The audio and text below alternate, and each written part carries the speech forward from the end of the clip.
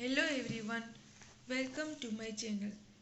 કંડક્ટોમેટ્રીના આપણે પ્રીવિયસ લેક્ચરમાં જે એસિડ બેઝ ટાઇટ્રેશનની વાત કરી અને એમની ટાઈપ્સ અને એમના ગ્રાફ્સની ચર્ચા કરી હતી. તો આજના લેક્ચરમાં આપણે જોઈએ તો બીજી ટાઈપ્સ છે ટાઇટ્રેશનની. એમાં છે replacement titration and precipitation titration. હવે રિપ્લેસમેન્ટ ટાઇટ્રેશન એટલે કે એવું કે ત્યાં શું થશે તો કે જે વીક એસિડનો એક પાર્ટ છે એ સ્ટ્રોંગ એસિડના એનાયન સાથે રિપ્લેસ થશે. પ્રેસિપિટેશન ટાઇટ્રેશનમાં શું થશે તો કે જે સોલ્યુશન લીધું હશે એમાંથી ટાઇટ્રેશન કરશું ત્યારે પ્રેસિપિટેશન થશે અને આપણે કંડક્ટન્સ છે એ મેજર કરશું અને એમની ગ્રાફ વિશે આપણે ચર્ચા કરીશું. તો એમાં ફર્સ્ટ જોઈએ તો રિપ્લેસમેન્ટ ટાઇટ્રેશનની ફર્સ્ટ ટાઈપ છે salt of weak acid versus strong acid. એટલે કે જે સોલ્ટ બનાવશું એક વીક એસિડ અને સ્ટ્રોંગ બેઝમાંથી બનેલો હશે. અહીંયા આપણે લીધો છે સોડિયમ એસિટેટ. હવે સોડિયમ એસિટેટ છે એ વીક એસિડ એસિટિક એસિડ અને સ્ટ્રોંગ બેઝ NaOH થી બનેલો છે જે સોલ્ટ છે. એનું ટાઇટ્રેશન કરશું આપણે HCl થ્રુ. હવે સોડિયમ એસિટેટ છે એ સ્ટ્રોંગ પાર્ટ એટલે કે NaOH નો બી એક પાર્ટ છે. ભલે એ વીક એસિડનો પણ હોય બટ સ્ટ્રોંગ એસિડનો છે એટલે એમનું ડિસોસિએશન છે એ થશે. જેમાં તમને ઇન્ફાઇનાઇટ કન્ડક્ટન્સ છે બધા આયન માટે આપેલો છે. પછી વાત કરીએ HCl તો HCl છે એ કમ્પ્લીટલી ડિસોસિએટ થઈ ગયેલું હશે બિકોઝ એ સ્ટ્રોંગ ઇલેક્ટ્રોલાઇટ છે. આ બંનેના ટાઇટ્રેશનથી આપણને મળશે NaCl અને એસિટિક એસિડ. ઓકે, તો એમનો ગ્રાફની જો વાત કરીએ તો કંડક્ટન્સ વર્સિસ વોલ્યુમ ઓફ HClનો જો ગ્રાફ પ્લોટ કરવામાં આવે તો ઇનિશિયલી એમની કંડક્ટિવિટી છે એ બહુ માઇનર અમાઉન્ટમાં ડિક્રીઝ થશે. જેવો એન્ડ પોઈન્ટ સ્ટાર્ટ થશે ત્યાંથી સડનલી એ ઇન્ક્રીઝ થવાનું સ્ટાર્ટ કરશે. જોઈએ આવું કેમ થાય છે. તો અહીંયા જે સોલ્ટ લીધેલો છે એ વીક એસિડ અને સ્ટ્રોંગ બેઝથી બનેલો છે. સોલ્ટ છે એમને આપણે બીકરમાં લેશું એટલે કે જે કંઈ ઇનિશિયલી જે એમની કંડક્ટિવિટી હશે એ સોડિયમ એસિટેટના લીધે હશે. હવે ટાઇટ્રેશન કરવા માટે આપણે HCl છે એ બ્યુરેટમાં લેશું અને ડ્રોપ વાઇઝ ડ્રોપ આપણે એડિશન કરશું. Conductance of the solution is increased slowly because of sodium acetate ion are replaced by Cl- ion. હવે આપણે જો ગ્રાફમાં જોઈએ તો શું થાય છે તો કે એસિટેટ આયન છે એ Cl- આયન સાથે રિપ્લેસ થાય છે. રિપ્લેસ થવાને લીધે શું થાય છે તો કે શરૂઆતમાં એની કંડક્ટિવિટી શું થાય છે તો કે ડિક્રીઝ થાય છે. આવું કેમ થશે તો કે જ્યારે આપણે ટાઇટ્રેશન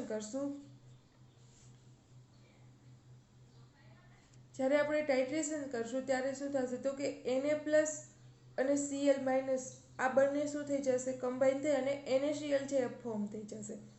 હવે એસિટેટ આયન અહીંયા ફ્રી સ્ટેટમાં હતો બટ જ્યારે H+ સાથે કમ્બાઈન થઈ જશે ત્યારે એસિટેટ એસિડ બની જશે એસિટિક એસિડ.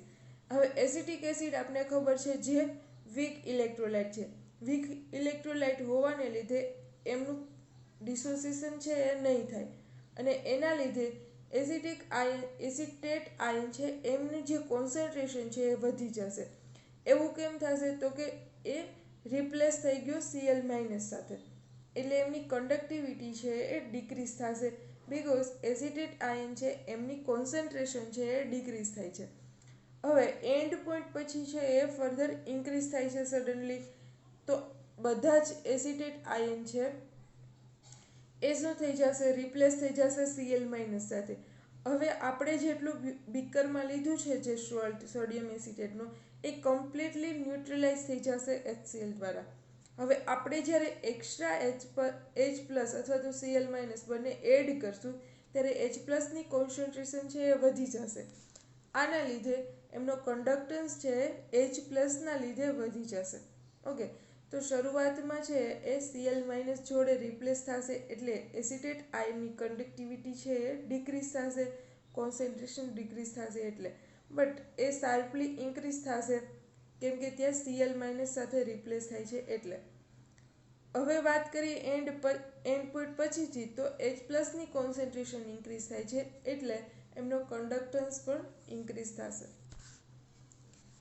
હવે બીજો ગ્રાફ જોઈએ તો છે salt of weak base versus strong base. એમાં તમારે લીધો છે વીક બેઝ NH4OH અને સ્ટ્રોંગ એસિડ એટલે કે HCl. આ બંનેથી આપણે સોલ્ટ બનાવ્યો છે વીક બેઝનો. એનું ટાઇટ્રેશન કરશું સ્ટ્રોંગ બેઝ સાથે. એમનો ગ્રાફ જોઈએ તો શરૂઆતમાં શું થશે તો કે NH4+ છે એ Na+ સાથે રિપ્લેસ થશે. NH4+ છે એમની કોન્સન્ટ્રેશન છે એ ઘટી જશે, એના લીધે ગ્રાફ છે ડિક્રીઝ થશે. બટ જેવું આપણે NaOH છે એ ન્યુટ્રલાઇઝેશન પછી આપણે એડ કરશું તો OH- ની કોન્સન્ટ્રેશન છે એ વધી જશે, એના લીધે એમનો કન્ડક્ટન્સ પણ વધી જશે. અહીંયા NH4Cl છે એ સ્ટ્રોંગ એસિડનો પણ પાર્ટ છે, એટલે એમનું ડિસોસિએશન છે એ થશે. પછી NaOH છે એ સ્ટ્રોંગ ઇલેક્ટ્રોલાઇટ છે, એટલે એનું કમ્પ્લીટલી ડિસોસિએશન થશે. પછી એમના બંનેથી ટાઇટ્રેશનથી આપણે મળશે NaCl અને NH4OH, જે કેવો બની જશે ફર્ધર વીક ઇલેક્ટ્રોલાઇટ. તો વીક ઇલેક્ટ્રોલાઇટ બનશે તો એમનું શું તો કે એનું ડિસોસિએશન નહીં થાય, એના લીધે NH4+ છે એમની કોન્સન્ટ્રેશન છે એ ઘટી જશે, એના લીધે એમનો કન્ડક્ટન્સ છે એ પણ ઘટશે. Conductance of this solution is decreases due to the higher conductance of NH4+ ion is replaced by Na+ ion. એ બી કહી શકાય કેમ કે Na+ અને NH4+ની વાત કરીએ તો બંનેની કન્ડક્ટિવિટીમાં NH4+ની કન્ડક્ટિવિટી વધારે છે. After the neutralization conductance also increases due to increase the concentration of OH- ion. હવે કમ્પ્લીટલી ન્યુટ્રલાઇઝેશન થઈ ગયા બાદ આપણે હજુ NaOH એડ કરશું જ, તો OH- ની કન્ડક્ટિવિટી છે એ વધારે છે, એના લીધે એનો ગ્રાફ પણ જોવા મળશે આપને વધશે OH- ના લીધે. અને એન્ડ પોઈન્ટ છે એ આપણે નીચેના ઇક્વેશન ઉપરથી ડિટરમાઇન કરી શકીએ. ઓકે, તો NH4+ આયન છે એ Na+ દ્વારા રિપ્લેસ થશે. એમની એની કોન્સન્ટ્રેશન પણ ઘટશે, સાથે સાથે એમનો કન્ડક્ટન્સ છે એ વધારે, તો એની જગ્યાએ Na+ આવી ગયો, જેમનો કન્ડક્ટન્સ ઓછો છે એના લીધે એને કન્ડક્ટન્સ છે એ ડિક્રીઝ થશે ઇનિશિયલી. એન્ડ પોઈન્ટ પછી OH- ના લીધે ઇન્ક્રીઝ થશે. હવે પ્રેસિપિટેશન ટાઇટ્રેશન છે એમાં જે ફર્સ્ટ છે AgNO3 વર્સિસ NaCl. હવે AgNO3 છે તો AgNO3 છે એમને આપણે લેશું બ્યુરેટમાં, અને NaCl છે એમને આપણે લેશું બીકરમાં, અને બીકરમાં આપણે કન્ડક્ટિવિટી સેલ છે એ ડીપ કરશું. હવે જ્યારે પ્રેસિપિટેશન ટાઇટ્રેશનની વાત આવે ત્યારે બંને જે રિએક્ટન્ટ છે એકબીજા સાથે રિએક્શન કરી અને પ્રેસિપિટેશન છે એ ફોર્મ કરે છે. બટ આપણે કન્ડક્ટોમેટ્રીમાં કન્ડક્ટન્સ મેઝર કરવાનું છે, એને કે સોલ્યુશન છે એમાં જો પ્રેસિપિટેશન થઈ જશે તો કન્ડક્ટન્સ છે એ કેવી રીતે મેઝર થાય સોલિડ ફોર્મમાં. તો કન્ટિન્યુઅસલી આપણે એને સ્ટરિંગ કરતા રહેવું પડે, તો જ આપણે એક્યુરેટ રિઝલ્ટ મળશે. અને આમાં જે બધા ઇનઓર્ગેનિક આયન એટલે કે Ag+NO3- એ બધા આયન છે એમની જો કન્ડક્ટિવિટીની વાત કરીએ તો H+ અને OH- કન્ડક્ટિવિટીની કમ્પેરિઝનમાં બહુ જ ઓછી છે, અને નિગ્લિજિબલ ચેન્જ આવે છે એમાં. જોઈએ આપણે AgNO3 વર્સિસ NaCl. જ્યાં NaCl છે એ સ્ટ્રોંગ ઇલેક્ટ્રોલાઇટ છે. NaCl is taken in a beaker and AgNO3 is taken in a burette. When addition of AgNO3 dropwise AgCl is precipitated out. હવે બીકરમાં આપણે NaCl લીધો હશે, એને ડ્રોપવાઇઝ આપણે જો NaCl એડ કરશું ત્યારે AgCl એટલે કે AgClના પીપીટી છે એ ફોર્મ થશે. ત્યારે શું થશે તો કે Cl- ની જે કોન્સન્ટ્રેશન છે એમાં ઘટાડો આવશે, એના લીધે એમનો કન્ડક્ટન્સ છે ઘટી જશે. Concentration of Cl- is decreases and Na+ remain constant. After the end point, conductance increases due to the increase of AgNO3 concentration. હવે NaClનું સોલ્યુશન આપણે એડ કરશું ત્યારે બની શું જશે તો કે AgCl. હવે AgCl છે એ પીપીટી ફોર્મમાં હોય, એટલે Cl માઇનસની કોન્સન્ટ્રેશન ઘટી જાય, જ્યારે Na પ્લસ છે એઝ ઇટ ઇઝ રહે. જ્યારે પછી એન્ડ પોઈન્ટ પછી વાત કરીએ તો AgNO3 કમ્પ્લીટલી ન્યુટ્રલાઇઝ અથવા તો પ્રેસિપિટેટ આઉટ થઈ ગયો હશે. એક્સ્ટ્રા આપણે NaCl એડ કરશું ત્યારે શું થશે તો કે એના લીધે એમની કોન્સન્ટ્રેશન છે એ વધી જશે.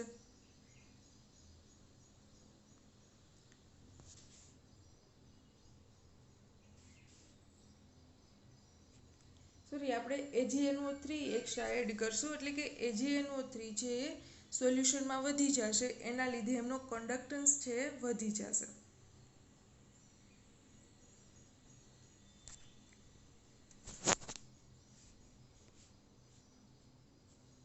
તો આપણે AgNO3 વર્સિસ NaClનું જો ગ્રાફની વાત કરીએ તો આ ટાઈપનો આપણે ગ્રાફ મળશે. એમાં conductivity versus volume of AgNO3, જે વોલ્યુમ AgNO3 છે જે બ્યુરેટમાં લીધેલો હશે અને NaCl છે એ બીકરમાં લીધેલો હશે. જેવું આપણે AgNO3 NaClમાં એડ કરશું ત્યારે AgCl છે એ ફોર્મ થશે, યાની કે સોલ્યુશનમાંના Cl માઇનસની કોન્સન્ટ્રેશન છે એ ઘટી જશે. એમની કોન્સન્ટ્રેશન ઘટી જશે એટલે કે એમનો કન્ડક્ટન્સ પણ ઘટતો જશે. હવે એક ટાઈમ એવો આવશે કે NaCl છે કમ્પ્લીટલી AgClમાં કન્વર્ટ થઈ જશે. હજી આપણે AgNO3 એડ કરી જશું તો એમના લીધે એમનો કન્ડક્ટન્સ છે એ વધશે, બિકોઝ NO3 માઇનસ આયન છે એમની કન્ડક્ટિવિટીના લીધે. પ્રેસિપિટેશન છે એમાં સેકન્ડ છે જે BaCl2 વર્સિસ K2SO4. હવે અહીંયા BaCl2 છે જેને આપણે બીકરમાં લેશું અને K2SO4 છે જે બ્યુરેટમાં હશે. હવે BaCl2 છે એમનું તમને ડિસોસિએશન આપેલું છે Ba+2 plus Cl minus K plus plus SO4 minus 2 gives K plus plus Cl minus, અને BaSO4 છે જેમના પીપીટી ફોર્મ થઈ જશે. BaCl2 ને જે બીકરમાં લીધેલો છે અને K2SO4 ને બ્યુરેટમાં લીધો હશે, અને એમનો જે ગ્રાફ છે જે આ ટાઈપનો મળશે કે શરૂઆતમાં શું થશે તો કે Ba+2 છે જે Na+ સાથે આપણે Na2SO4 પણ યુઝ કરી શકીએ અથવા તો K2SO4. તો શું થશે તો કે Ba+2 છે એ K+ સાથે રિપ્લેસ થઈ જશે, ત્યારે Cl માઇનસની કોન્સન્ટ્રેશન છે એ ઘટી જશે. એમના લીધે એનો કન્ડક્ટન્સ છે એ વધશે, અને એન્ડ પોઈન્ટ પછી આપણે K2SO4 હજુ એડ કરશું તો SO4 માઇનસ આયનના લીધે એમની કન્ડક્ટિવિટી છે ઇન્ક્રીઝ થશે. When addition to the K2SO4 in BaCl2, PPT of BaSO4 form. હવે BaCl2 માં આપણે K2SO4 એડ કરશું તો BaSO4 ના પીપીટી છે એ બની જશે. ત્યારે શું થશે તો કે Ba+ છે એ SO4 માઇનસ સાથે કમ્બાઈન થઈ જશે, ત્યારે Cl માઇનસ આયન છે એમની કોન્સન્ટ્રેશન છે એમાં ઘટાડો થશે. તો શું થશે એમનું કન્ડક્ટન્સ છે એ ઘટી જશે. After the end point conductance increases due to the concentration of Na2SO4 is also increases. હવે એન્ડ પોઈન્ટ પછી શું થશે તો કે હજુ આપણે K2SO4 એડ કરી જશું તો SO4 માઇનસની આયન કન્ડક્ટિવિટી તમે જોઈ શકો છો કે 80 જેટલી છે. તો એમના લીધે એનો કન્ડક્ટન્સ છે એ વધશે, અને એમનો એન્ડ પોઈન્ટ છે આ ઇક્વેશન થ્રુ આપણે મેળવી શકીએ. અહીંયા Ba+2 છે Na+ સાથે રિપ્લેસ થાય છે, એમના લીધે Ba+2 અને Na+ની જો આપણે કન્ડક્ટિવિટીની વાત કરીએ તો Ba+2ની કન્ડક્ટિવિટી છે એ વધારે છે Na+ કરતાં, એના લીધે બી એમનો કન્ડક્ટન્સ છે એમાં ઘટાડો જોવા મળશે. તો BaCl2 વર્સિસ K2SO4 નો આ ટાઈપનો આપણને ગ્રાફ મળશે. થર્ડ છે BaOH versus MgSO4, barium hydroxide versus magnesium sulphate. જો એમની વાત કરીએ તો એમનો ગ્રાફ છે આપને આ ટાઈપનો મળશે. બધા જ ગ્રાફ આમ જોઈએ તો સેમ જ છે. એમાં બેરિયમ હાઇડ્રોક્સાઇડ છે એમનું તેમને ડિસોસિએશન છે એ બતાવેલું છે Ba+2 plus OH minus plus Mg+2 plus SO4 minus 2.